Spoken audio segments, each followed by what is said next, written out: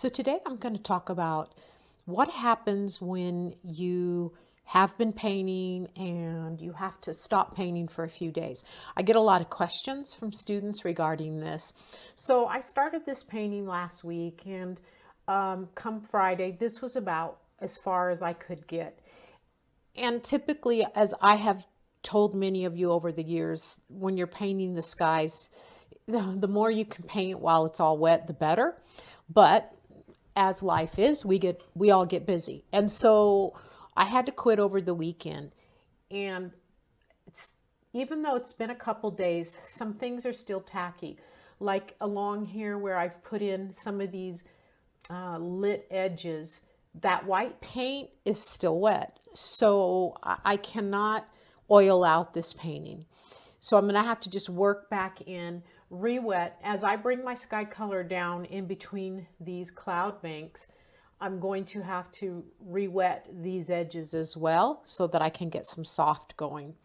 But one thing I do is, as you look at my palette here, I just bought this little plastic guy. This is a plastic probably made for acrylics. I actually think you could buy little pallets for it. I bought it at Michael's. But what I do, so when my painting day was over, like last 3 days ago, I just took all my paints. This is my big palette here, my big glass palette that I typically work on. I took all the paints off of it and put them on this glass palette. So these are like the regular tube colors. I'm gonna transfer them back over there. And these are sky colors that I had mixed. Had I not done that, they would have been dried up and not usable. Now, after I put them on this palette, I put this in the freezer. So some of you might have those bigger 12 by 16 palettes, and depending on your freezer size, it might fit in there where you don't have to transfer anything. But this is a large stationary palette. My glass one is right here.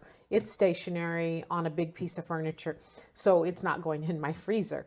But this little plastic one does. So when I need to save any colors, or I just don't want stuff to dry, I just quickly transfer it over there. And in a way, I kind of like that. It gives me an opportunity to really clean my big palette down good and just get things cleaned up before I start painting again in another session. So today I'm going to get back to this painting. So what I start doing is I just start moving. We all have certain ways our palette. I just start moving my colors up to their appropriate spots and just follow through with that all the way. And this cleans up super easy. Nothing stays on this palette. It really cleans up nice. And so I'll just go along and just move all of those colors up there and then start painting. So sometimes I don't put them away over the weekend. Like if I'm going to work on Saturday some, and then I'm only going to take Sunday off. I know it's only one day, and I feel like things aren't going to get dried out that much. I don't bother to do this. But I didn't really want to lose, even though I used most of my piles of my sky mixtures, I didn't really want to lose them because I'm going to have to remix. And it's a little bit easier to remix matching this than matching what's up here on my painting. Because all these blues are some of those blues that were pre-mixed, and I'm down to little piles. But at least I can remix the blues and the pinks and match these right here on my palette. So that maybe will answer the question for some of you. I've had lots of people email me and ask me, how can you keep your paints wet? I mean, there are ways, there are retarders you can put in. I know some people use clove oil and some people use some different oils to keep them from drying. It's sort of a personal preference. Years ago, I used to use clove oil, but I found out that maybe I was overusing it and then things were taking too long to dry. So it's just trying to find the happy medium. So there you go. There's a tip for today. Whenever you've got to save your paints, there's all different little palettes you can get. There are freezer containers, and it won't hurt them to go into the freezer for a little while. It just keeps them from drying, which is a great thing. All right, get to the easel. Paint, paint, paint.